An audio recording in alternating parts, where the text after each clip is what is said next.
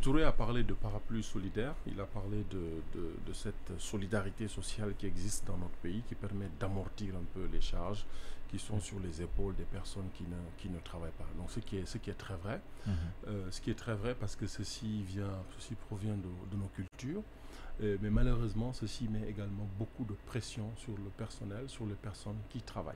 Parce que si vous travaillez, vous avez 4 personnes en charge, mais vous avez 8 personnes en charge, 10 personnes en charge, ceci met une pression énorme sur votre pouvoir d'achat.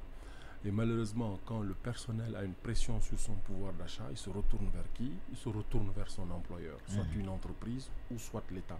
Donc ce qui explique un peu la pression continue de nos entreprises et de notre gouvernement pour faire face à cette demande sociale qui provient de nos concitoyens qui travaillent. Parce que quand vous travaillez, le salaire qu'on vous paye, on vous le paye à vous-même.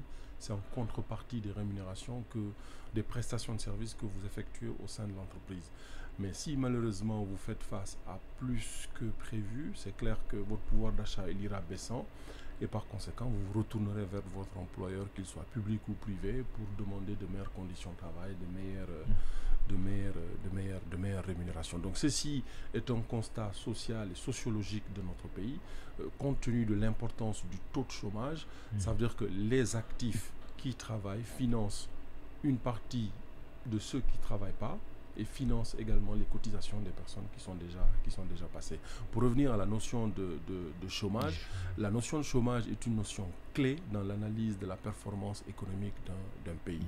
Un pays où le taux de chômage augmente présente des caractéristiques qui sont complètement différentes. En ce moment, aux États-Unis, on parle d'un taux de chômage de près de 5%. Donc c'est un taux de chômage extrêmement important. 5% de taux d'emploi. Du taux de chômage. Le taux de chômage, ce sera l'inverse du taux de l'emploi.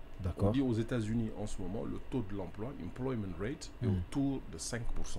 Ça veut dire que si vous prenez 100 Américains, près de 95 travaillent.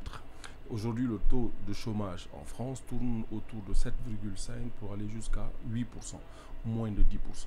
Quand nous prenons la moyenne des pays de notre sous-région, on a plus de 30, on a plus de 35% de taux de chômage. Ça veut dire que si vous prenez 10 jeunes à Conakry, la moitié travaille, la moitié ne travaille pas.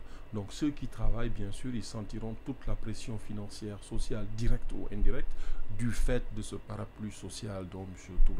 Touré a parlé.